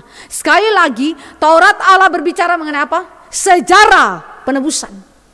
Allah menyelamatkan umatnya. Mulai daripada proto-evangelium yang ada di dalam Taman Eden. Dan kemudian penggenapannya secara bertahap. Itu sebabnya, saudara, kenapa Taurat Tuhan harus dipegang, harus ditaati, harus dipelihara oleh Yosua dan seluruh umat Israel. Karena berkaitan dengan sejarah penebusan. Di dalam Taurat Tuhan, saudara, melihat jalinan daripada Injil Kristus itu. Jalinan daripada karya penebusan itu yang saya lagi berakar di dalam tindakan penyelamatan Allah bagi umat Allah. Tindakan penyelamatan Allah. Jadi sejarah penebusan itu tidak bisa dipisahkan dari tindakan penyelamatan Allah. Tidak ada sejarah penebusan kalau Allah tidak berkarya di dalam penyelamatan bagi umat Allah. Dan itu semua diceritakan di dalam Taurat Allah sebagai penyataan khusus Allah. Kedua, kenapa itu harus dipelihara dan ditaati? Karena ketaatan kepada Taurat atau firman Allah adalah kunci utama bagi keberhasilan Yosua dan Israel dalam penaklukan Kanaan. Kita bandingkan itu dalam Mazmur pasal yang pertama. Saudara dan saya melihat bahwa Allah tidak kemudian memberikan perjanjian tanah Kanaan. Anugerah Allah ini sekali lagi lepas daripada ketaatan umat Allah. Tadi saya katakan bahwa karakteristik daripada covenant Allah di satu pihak adalah monergisme, tetapi juga ada sinergisme terkait dengan ketaatan kepada hukum-hukum Allah untuk keberhasilan, untuk keberuntungan, untuk berkat. Berkat Allah itu digenapi, direalisasikan dalam kehidupan daripada umat Allah. Nah, mari kita lihat bagaimanakah Allah itu kemudian meminta Yosua sebagai pemimpin yang begitu sentral di dalam sejarah penebusan ini, ya, bagaimana dia itu harus memelihara atau menaati Tauratnya. Ayat 7a dikatakan bahwa Yosua harus berhati-hati dalam melakukan Taurat. Berhati-hati. Saudara, itu berarti Yosua harus mengamati, kemudian meneliti firman itu sedemikian sehingga mengontrol kehidupan dia, sehingga dia melakukan segala sesuatu di dalam koridor yang dikehendaki oleh Tuhan Allah. Penuh dengan kehati-hatian. Seorang penafsir bilang begini, bayangkan kalau Yosua itu tidak berhati-hati dalam seluruh tindakan dia. Apa jadinya seorang pemimpin yang memegang peranan sentral dalam penggenapan perjanjian, tanah perjanjian ini bagi umat Allah? Semua umat Allah itu akan kemudian hidup dalam ketidaktaatan. Dan berarti kutuk dan bukan berkat Allah yang turun atas umat Allah. Kita ingat peribahasa yang mengatakan bahwa apa? Pembusukan terjadi dari kepala, bukan dari ekor. Saudara, jika Yosua sebagai pemimpin tidak berhati-hati, saudara, sekali lagi itu mengakibatkan kecelakaan besar bagi orang yang dipimpinnya. Bukan saja bagi dirinya, tetapi juga bagi jemaat Tuhan yang dipimpinnya. Karena itu Allah berkata, pelihara taati Taurat itu dengan kehati-hatian, dengan keseksamaan, betul-betul berhati-hati. Kedua, Yosua harus menaati seluruh Taurat tanpa kecuali. Berarti dia tidak boleh mengabaikan salah satunya. Dia menaati tidak menyembah Allah lain, dan kemudian dia mengabaikan hal mencuri misalnya. Ini tidak boleh, saudara. 10 hukum Allah, dekalog ini, saudara, harus dia lakukan tanpa kecuali. Jadi saudara, itu berarti Yosua mendapatkan tuntutan yang sangat-sangat besar. Tetapi tuntutan ini juga adalah sesuatu tuntutan yang diberikan Allah kepada kita, umat Allah. Ketiga, Yosua tidak boleh menyimpang ke kanan ataupun ke kiri. Bicara mengenai konsistensi dan komitmen dalam ketaatan. Konsistensi, saudara. Saudara, ini konsistensi ini bukanlah perbuatan manusia. Sebagai umat pilihan Allah, Yosua dimampukan oleh Roh Kudus konsisten taat kepada Tuhan. Ya, komitmen penuh kepada firman Tuhan. Saudara, siapa yang bisa jaga hati kita? Yosua sampai tantang umat Allah, sekarang pilih mau taat kepada Allah atau taat kepada ilah-ilah bangsa kafir. Umat Allah harus meresponinya. Tetapi Yosua berkata, aku dan seisi rumahku hanya menyembah kepada Allah Yahweh, Allah yang mengikat perjanjian dengan umat Allah. Saudara, ini adalah sebuah komitmen kepala daripada Israel, Yosua. Kepala daripada keluarga Yosua. Dia berkomitmen konsisten kepada firman Tuhan. Saudara, seorang kepala keluarga ataupun kepala pemimpin di dalam umat Allah, kalau tidak memiliki konsistensi atau komitmen kepada firman Allah, ini bahaya besar bahaya besar. Saudara dan saya melihat betapa banyaknya gereja Tuhan yang hidup di dalam penyesatan karena akibat apa? Pemimpinnya itu tidak sesuai dengan firman Allah. Ada jemaat hidup dalam perilaku amoralitas dan kemudian tidak ada pendisiplinan secara ketat dari gereja kepada orang-orang yang melakukan amoralitas. Karena apa? Karena memang pemimpinnya juga bobrok. Pemimpinnya juga hidup dalam amoralitas. Mau bicara apa kepada umat Allah kalau pemimpin sendiri bikin dosa yang sama? Saudara yang dikasih oleh Tuhan Yesus Kristus, maka Yosua dituntut oleh Tuhan, engkau tidak boleh menyimpang ke kanan ataupun ke kiri. Dalam hidup moralitas kita tidak boleh hidup dalam amoralitas. Semua moralitas kita itu harus bersesuaian dengan kehendak Allah. Saudara, ini adalah sesuatu kekudusan hidup yang sungguh-sungguh dituntut di dalam konsistensi dan komitmen penuh dari Yosua. Berikutnya, Yosua harus merenungkan Taurat itu siang dan malam, ayat yang ke-8. Ini bukan berarti bahwa dia baca Alkitab siang dan malam kapan dia berperang, saudara ya, bukan itu. Tetapi ini berbicara seperti yang dikatakan oleh Mazmur, berfokus hanya kepada Allah. Ketika dia berperang melawan Yeriko, berperang melawan kota Ai, berperang melawan kota-kota yang lain, fokus utamanya adalah kepada Allah. Dia harus bersandar hanya kepada karya Allah saja yang memampukan mereka untuk menaklukkan musuh-musuh mereka. Mazmur 77 ayat 12. Saudara, jadi ini yang dimaksudkan dengan merenungkan firman itu. Fokus kepada Allah, sandar kepada karya Allah semata. Saudara yang dikasih oleh Tuhan Yesus Kristus sebagai seorang pemimpin umat Tuhan yang memiliki titik sentral di dalam penggenapan tanah perjanjian ini, saudara, dia harus melakukan ini dengan kesetiaan. Tentu sekali lagi ini di dalam kekuatan daripada Roh Kudus.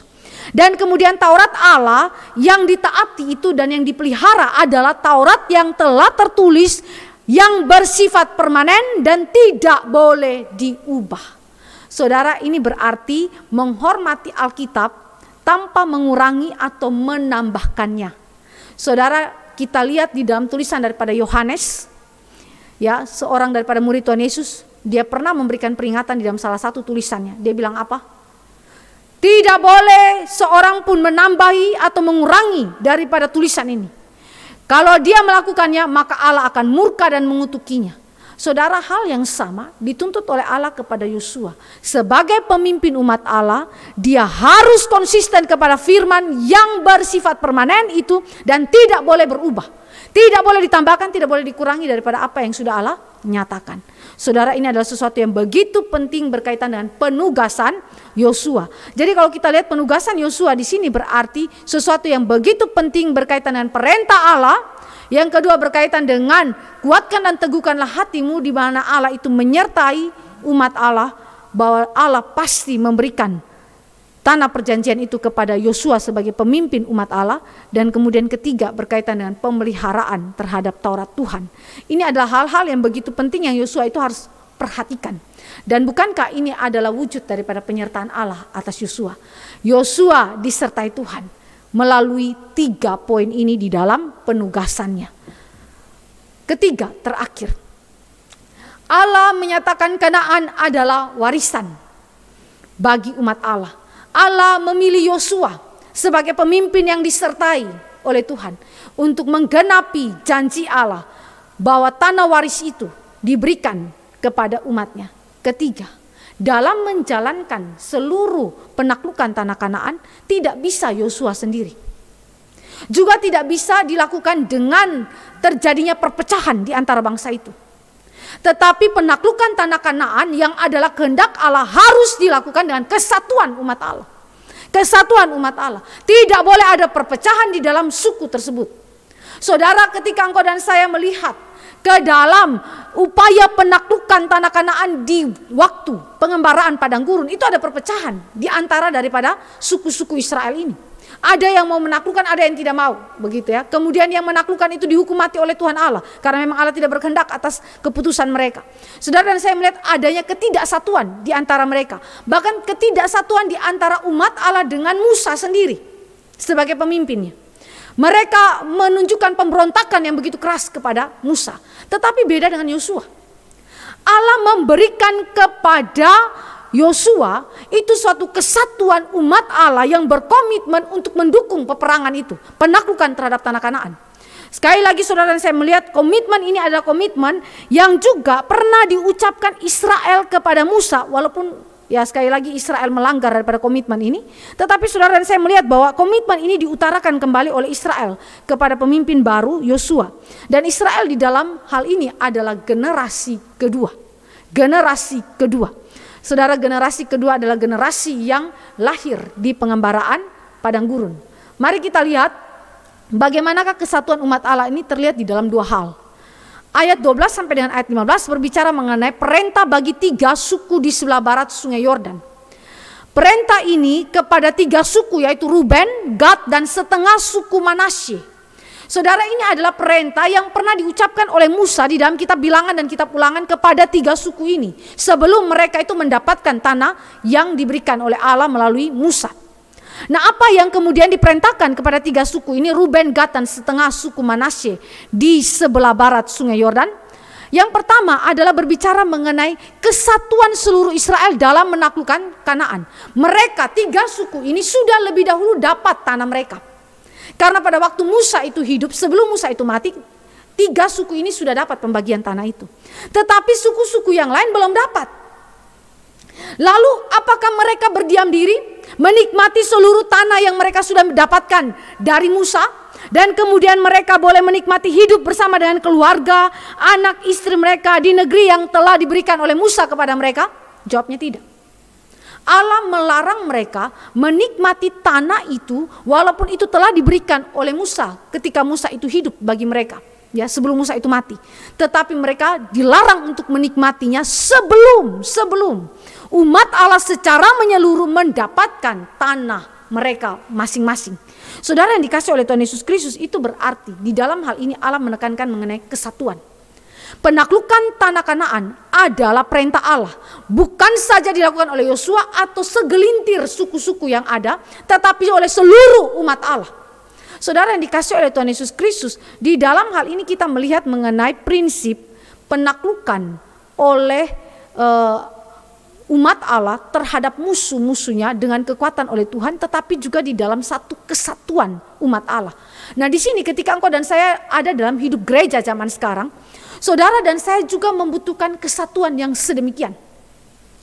Kesatuan umat Allah yang tidak saja menikmati kenyamanan diri sendiri, menikmati berkat-berkat yang Tuhan berikan bagi diri sendiri, bagi keluarga sendiri, tetapi saudara juga memperhatikan kehidupan daripada umat Allah yang lain.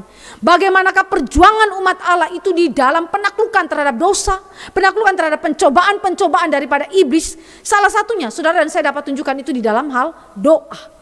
Doa syafaat kita, bersehati mendukung sesama kita yang sedang bertarung melawan dosa, yang sedang bertarung melawan pencobaan, yang sedang bertarung melawan sakit penyakit yang mereka itu alami. Kesatuan umat Allah. Waktu saudara dan saya mendengar umat Allah misalnya di wilayah negara-negara tertentu yang mengalami penganiayaan, saudara bertelut untuk berdoa, bukan? Menunjukkan apa? Kesatuan. Mereka berperang secara fisik, tetapi kita di sini mendukung mereka secara rohani, berperang bersama-sama dengan mereka secara rohani, meminta Tuhan menjadi pahlawan perang yang menyertai daripada umat Tuhan yang menghadapi penganiayaan. Itu hal yang sama terjadi pada zaman daripada orang Israel abad mula-mula ketika gereja Tuhan didirikan. Petrus, Yohanes ditangkap. Ketika umat Allah mendengar itu, umat Allah buat apa? Mereka bertelut berdoa. Yang ditangkap Petrus dan Yohanes. Tetapi umat Allah tidak tinggal diam, saudara. Jemaat Tuhan ketika mendengar itu, mereka tidak kemudian senang-senang dengan kenyamanan hidup mereka. Mereka tidak berkata bahwa yang penting saya itu tidak ditangkap, pemimpin kami saja yang ditangkap, saya aman, ya. Kemudian saya menikmati itu semua. Tidak. Yang mereka lakukan adalah apa? Mereka berkumpul di rumah yang telah ditentukan, lalu mereka bertelut di situ berdoa, dan di dalam doa mereka mengklaim firman Allah, dan mereka meminta Allah menyertai mereka di dalam pemberitaan firman Tuhan, menguatkan mereka di tengah-tengah penganiayaan. Saudara yang dikasih oleh Tuhan Yesus Kristus, ini yang disebut dengan kesatuan. Di dalam gereja Tuhan hari ini kita butuh kesatuan. Kita tidak boleh menjadi orang yang egois. Kita tidak boleh menjadi orang yang hanya memikirkan kenyamanan diri kita sendiri, berkat Allah yang diberikan bagi diri kita sendiri atau keluarga kita sendiri. Tapi saudara dan saya harus memikirkan juga sesama orang percaya lainnya. Apakah mereka adalah orang-orang yang juga memiliki pergumulan? Kita harus menopang mereka melalui doa-doa kita. ataupun di dalam bentuk kesatuan yang lain. Saudara mengirimkan berkat, mendukung daripada jemaat Tuhan yang mengalami penderitaan misalnya, seperti yang Paulus itu juga lakukan, di mana Paulus itu menggerakkan jemaat Tuhan yang ada di luar Yerusalem untuk mengirimkan bantuan keuangan bagi jemaat Tuhan di Yerusalem yang mengalami penderitaan. Kesatuan, beda jarak, tempat, ya, pelayanan, tempat domisili, tetapi itu tidak kemudian memisahkan kita di dalam kesatuan kita sebagai umat Allah. Nah, ini yang kemudian Allah itu kerjakan di dalam kehidupan daripada Yosua. Dia pimpin umat Allah untuk taklukkan Kanaan, tetapi di pihak lain Allah mempersatukan umat Allah untuk dukung visi ini. Saudara, di dalam pelayanan, kalau para pemimpin dapat visi dari Tuhan Allah, tapi jemaat tidak dukung pemimpinnya, saudara, ini menjadi sesuatu yang sia-sia. Tidak akan terjadi apa yang menjadi kehendak Allah dalam kehidupan umat Allah. Tapi kalau umat Allah mendukung visi yang diberikan Allah kepada para pemimpin umat Allah, saya percaya Tuhan memberikan apa yang sama seperti diberikan kepada Yosua dan Israel, yaitu kemenangan atas tanah Kanaan. Ini adalah sesuatu yang begitu penting, kesatuan Israel dalam melakukan Kanaan. Kedua, di dalam tujuan Allah, ya, menggenapi apa yang sudah dijanjikan kepada umatnya, yaitu mengaruniakan keamanan kepada umat Allah. Nah, kesatuan ini di dalam peperangan, saudara, adalah sesuatu yang kemudian harus mencapai apa yang ditetapkan Allah, tujuan Allah, yaitu mengaruniakan keamanan bagi seluruh umat Allah. Nah, kata keamanan di sini, saudara, ya, di dalam ayat 13 dan ayat yang ke-15, saudara, itu dalam bahasa Ibraninya Nuh, atau kalau di dalam kitab Kejadian itu nama Nuh, ya, itu dari akar kata Nuh yang berarti istirahat. Ya, istirahat yang dimaksudkan ini kita mengingat di dalam Kejadian 2 ayat 2 sampai 3. Terkait mengenai apa? Mengenai Sabat, mengenai istirahat yang Allah berikan, dan juga mengenai tempat di mana Allah berikan kepada umat Allah, dalam hal ini Adam dan Hawa untuk tinggal, yaitu Taman Eden, ya. Di mana di sana ada keamanan, ada istirahat. Ya, ada Sabat yang mereka rayakan di sana, ya. Allah memberikan keamanan, memberikan sesuatu yang menjadi berkat Tuhan di sana. Dan di dalam Keluaran 20 dan juga Ulangan 5 mengingatkan kepada konsep Sabat dalam penciptaan, di mana umat Allah itu beristirahat, ya. Menyerupai Allah kita yang beristirahat, menikmati segala karya pemeliharaan Allah dalam kehidupannya. Jadi saudara, ketika dikatakan bahwa tujuan Allah mengaruniakan keamanan bagi Israel harus tergenapi, dan karena itu kesatuan umat Allah dalam penaklukan tanah Kanaan ini dibutuhkan, saudara. Ini adalah sesuatu yang menjadi korelasi yang tidak boleh dipisahkan. Korelasi yang tidak boleh dipisahkan, ya. Kenapa, saudara? Karena Allah mengaruniakan keamanan berkaitan dengan Dia memberikan kemerdekaan dari ancaman bahaya yang terjadi atas umat Allah, dan juga Allah mengaruniakan kenikmatan atas warisan yang Dia sudah tetapkan untuk umat Allah miliki. Dia mengaruniakan keamanan di dalam batasan tanah yang sudah Dia tetapkan bagi umat Allah, dan keamanan dalam seluruh kehidupan sehingga umat Allah dapat menikmati Kanaan sebagai tanah yang merupakan susu dan madu yang penuh dengan kelimpahan di sana. Jadi saudara, berarti Israel ini masuk tanah Kanaan ini seperti memasuki Taman Eden, ya, yang ada di dalam konsep creation tadi. Mereka menikmati tempat peristirahatan yang Allah itu berikan kepada mereka. Segala sukacita, kenikmatan, damai sejahtera Allah berikan kepada umat Allah untuk kemudian mereka alami. Jadi semua tujuan ini harus terjadi dulu di dalam kesatuan penaklukan tanah Kanaan. Nah, di dalam perjanjian baru, istilah Nuh itu, saudara, istirahat atau keamanan dalam ayat 13 dan ayat 15 kitab Yosua, itu adalah menyatakan istirahat rohani dan istirahat di masa depan yang dialami oleh semua umat Allah di dalam kerajaan sorga. Kita lihat Ibrani 4 ayat 11. Ibrani 4 ayat 11. Saya baca bagi kita sekalian. Karena itu baiklah kita berusaha untuk masuk ke dalam perhentian itu, supaya jangan seorang pun jatuh karena mengikuti contoh ketidaktaatan itu juga. Apa yang disebut di situ perhentian atau peristirahatan. Ini berbicara mengenai keadaan kita, istirahat rohani yang saudara dan saya miliki di dalam Kristus saja, tetapi juga berbicara mengenai tempat. Bukan saja keadaan, tetapi juga tempat peristirahatan kita, yaitu sorga yang kekal, tetapi terutama Allah kita. Di dalam sorga ada Allah, dan sorga berbicara mengenai kehadiran Allah itu sendiri. Jadi berarti saudara dan saya menemukan peristirahatan sejati di dalam Allah kita. Jadi betapa Allah itu memberikan kepada Israel suatu gambaran mengenai istirahat rohani dan istirahat di masa depan yang Allah berikan di dalam Kanaan sorgawi dan bahkan di dalam diri Allah itu sendiri. Melalui apa? Penaklukan tanah Kanaan. Karena itu kesatuan daripada tiga suku ini begitu penting dengan seluruh umat Allah lainnya. Untuk apa? Supaya tujuan kekal Allah ini tergenapi di dalam kehidupan daripada umat Allah. Kedua, kita lihat di dalam respons daripada bangsa Israel kepada Yosua yang ditunjuk Allah sebagai pemimpin yang baru. Kita lihat di situ mereka menyatakan ayat 16 sampai ayat 18, loyalitas kepada Yosua sama seperti kepada Musa. Mereka berjanji mereka setia. Walaupun saudara dan saya tahu bahwa nanti di dalam perjalanan kehidupan Israel, tidak semua orang Israel akan kemudian dengan rajin menaklukkan tanah yang Allah tetapkan untuk mereka taklukkan. Sehingga itu sebabnya kitab Hakim-Hakim muncul. Ya, saudara dan saya melihat mengenai loyalitas ini paling tidak diucapkan oleh Israel. Tetapi sekali lagi untuk memelihara loyalitas ini tentu ini adalah perbuatan Allah sendiri. Tetapi di sisi yang lain Allah telah menggerakkan umat Allah untuk setia kepada Yosua sama seperti setia kepada Musa. Kedua, Israel mengakui akan keberlanjutan pemerintahan Allah melalui Musa kepada Yosua. Saudara, pengakuan ini begitu penting karena apa? Israel melihat keberlanjutan daripada sejarah penebusan. Tindakan karya penyelamatan Allah yang bukan saja memakai Musa tetapi juga memakai Yosua. Jadi kalau umat Allah tidak bisa melihat visi ini, ya berarti mereka akan gagal loyal kepada pemimpin baru, tetapi dengan dasar apa? Kalau mereka tidak punya penglihatan yang sama, maka Allah memberikan penglihatan yang sama baik kepada Yosua maupun kepada Israel. Kepada visi mengenai pemerintahan Allah atas umat Allah, teokrasi Allah melalui para pemimpin kunci yang Allah pilih. Dalam hal ini Yosua yang menggantikan Musa. Dan terkait dengan sejarah penebusan, yang dimana Israel harus melihat bahwa ini adalah suatu keberlanjutan daripada pekerjaan Allah. Jadi sekali lagi kita melihat di sini betapa penting visi ilahi ini diberikan kepada pemimpin maupun kepada orang yang dipimpin. Supaya terjadi satu kesatuan visi yang sama untuk pergerakan pelayanan, pergerakan untuk penaklukan tanah Kanaan itu bisa berjalan.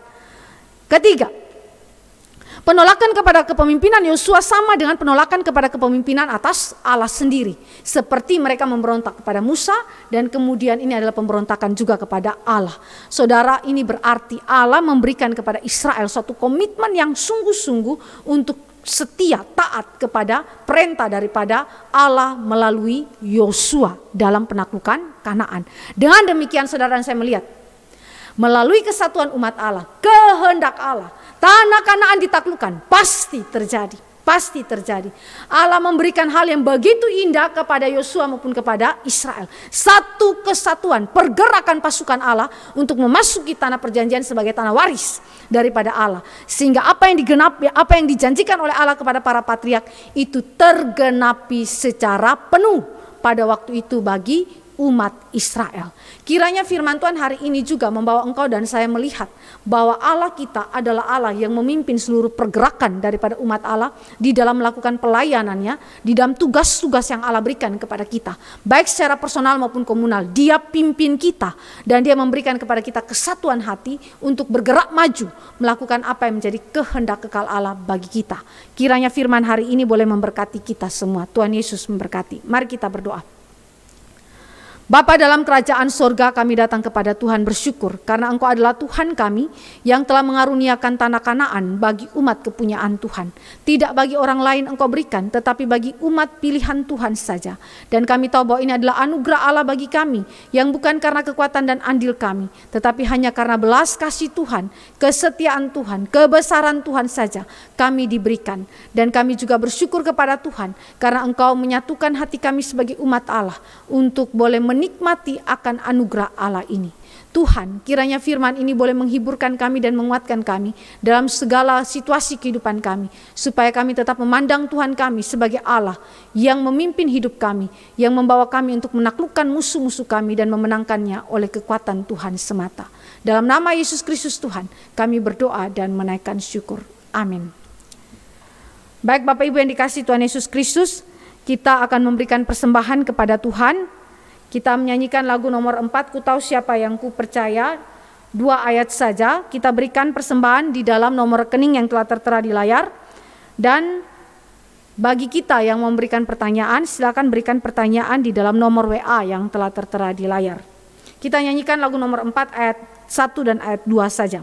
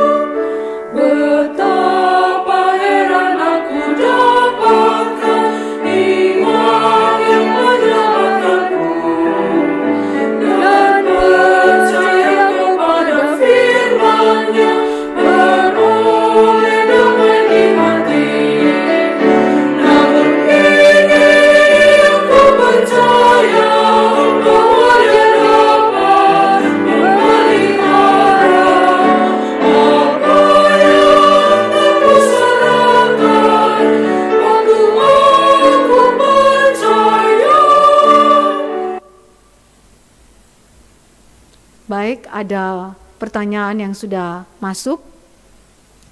Apakah kalau kita sudah menginjili orang yang beragama lain, misalnya Buddha, tapi dia menolak atau belum mau menerima Yesus, apakah ini termasuk dosa yang mendatangkan maut? Baik, ini berkaitan dengan khotbah minggu yang kemarin ya. Jadi kita tidak perlu lagi mendoakan keselamatannya. Ya, Bapak Ibu yang dikasihi oleh Tuhan Yesus Kristus, menginjili orang yang belum percaya adalah keharusan, karena Allah memerintahkan kita di dalam mandat Injil. Yesus Kristus itu jelas sebelum dia naik ke sorga, dia perintahkan umat Allah untuk memberitakan Injil dari Yerusalem sampai ke ujung bumi. Artinya itu kehendak Allah. Jadi berarti saudara harus menginjili. Yang kedua, respon orang yang menginjili. Dari pihak kita sebagai umat Allah, kita harus menginjili. Kedua, respon orang yang diinjili. Orang yang diinjili punya respon akan ada 2. 1, menolak, yang kedua adalah menerima. Saudara, kita tidak tahu di dalam respon ini waktu Tuhan bagi orang bersangkutan. Baik apakah dia adalah umat pilihan Allah ataukah bukan umat pilihan Allah. Bisa saja di dalam respon awal dia secara munafik mengungkapkan bahwa ya saya oke, tetapi sebenarnya di dalam hati dia tidak menerima. Atau hal yang lain adalah dia secara gamblang memberitahukan bahwa dia tidak menerima. Nah, di dalam hal ini ketika kita bicara mengenai dia tidak menerima, saudara, kita harus uji itu juga di dalam waktu. Kalau sampai dengan dia itu meninggal dunia dan dia terus menolaknya, berarti kita tahu bahwa memang orang bersangkutan tidak selayaknya lagi untuk kita doakan, tidak selayaknya lagi untuk kita kemudian injili. Ya saudara, dan saya lihat dia punya proses penolakan kan pasti terjadi. Waktu di dalam teks yang saya bahas 1 Yohanes itu kan kita lihat jelas ya penolakan dia terus menerus begitu. Seperti saya contohkan tante saya itu sampai sekarat pun di atas pembaringan di rumah sakit pun dia menolak. Itu berarti saudara sudah harus stop. Tidak boleh lagi menginjili dia. Tidak boleh lagi kemudian saudara mendoakan dia. Saudara harus menyampaikan penghakiman Allah atas dia. Supaya apa? Supaya dia itu melihat tidak main-main orang menawarkan anugerah keselamatan kepada dia. Dia tidak boleh menganggap enteng tawaran Injil Kristus bagi dia. Kalau dia anggap enteng tawaran Kristus dan menolak dengan keras, maka kita pun harus menyampaikan penghakiman Allah yang keras bagi orang yang tidak mau bertobat. Yaitu apa? Kebinasan kekal. Supaya dia tidak kemudian mempermainkan anugerah Allah itu atau menganggap remeh Allah kita. Jadi memang harus berhenti berdoa untuk orang sedemikian dan memang harus berhenti menginjili. Yang ada adalah saudara harus menghakimi dia. Yang kedua, kita lihat di dalam perjanjian lama ada yang mewakili Tuhan seperti Musa, Yosua, seperti pemimpin Israel, tetapi bagi gereja atau Israel rohani, siapa yang mewakili Tuhan sehingga tubuh Kristus tidak terpecah belah seperti saat ini? Saudara, yang pertama di dalam perjanjian lama, kita melihat adanya pemimpin-pemimpin yang merepresentasikan Allah kita. Saudara dan saya melihat ini agennya Tuhan Allah. Di dalam perjanjian baru, Yesus Kristus adalah kepala gereja yang mendelegasikan tugas kepada orang-orang percaya yang menerima karunia khusus di dalam kepemimpinan, di dalam lembaga gereja. Pertama itu adalah para rasul, tetapi kemudian jabatan ini sudah selesai setelah rasul yang terakhir Yohanes itu meninggal dunia. Tetapi kemudian jabatan selanjutnya yang Allah berikan adalah pengajar, penginjil, penggembala. Ya, saudara lihat itu di dalam Efesus. Jadi pejabat-pejabat rohani inilah yang kemudian disebut sebagai agen-agen Allah, pemimpin-pemimpin rohani yang memimpin gereja secara organisasi. Untuk apa? Untuk mengarahkan jemaat Tuhan sesuai dengan kepala gereja punya kehendak, yaitu Kristus. Melalui firman yang diberitakan, melalui segala sakramen yang ditetapkan di dalam perjanjian baru dan juga perjanjian lama, dan kemudian melalui segala macam sarana yang Allah itu berikan kepada kita secara rohani untuk pertumbuhan iman daripada umat Allah.